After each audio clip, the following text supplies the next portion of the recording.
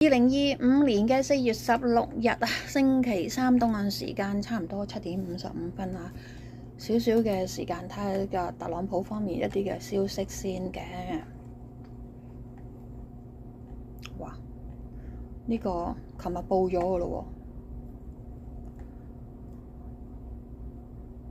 喎，特朗普咧就豁免近70家嘅燃煤電廠泵同其他有毒空氣污染嘅規定。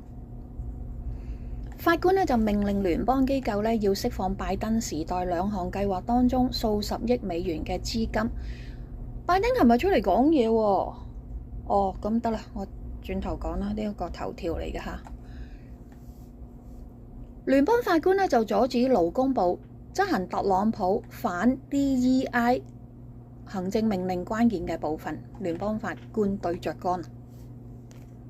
德州嘅法官就推翻咗咧限制信用卡滯納金嘅規定嘅。美國銀行就被要求咧喺聯邦存款保險公司 FDIC 嘅長期訴訟當中咧要支付5.4億美元添。好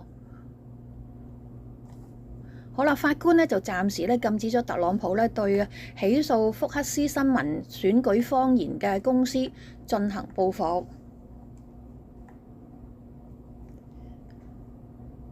好啦，哦呢個係啊，呢個咧就捉到個泄密者啦。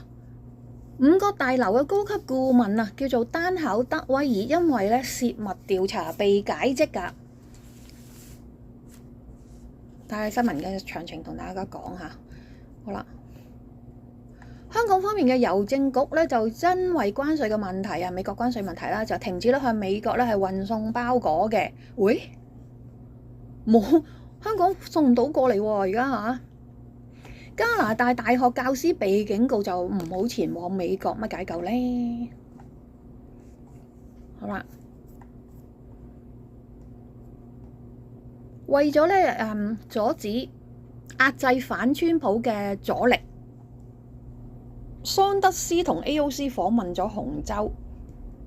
係啊，琴日嘅啦，呢一個係。仍然咧都係叫佢放翻呢個馬里蘭州人嚇，法官敦促特朗普俾快啲放翻呢個馬里蘭州人嚇。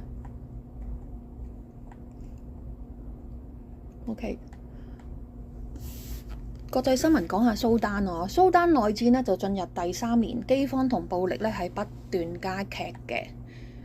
5000萬人口當中，一半咧係面臨饑餓啊、霍亂啊、瘧疾啊，同埋登革熱嘅疫情嘅，而且咧佢都係話呢一個嘅戰爭進入新嘅階段啦，可能會導致咧國家係分裂嘅啦。好啦，咁啊轉頭見啦，新聞再更加詳盡啦。你嘅每一個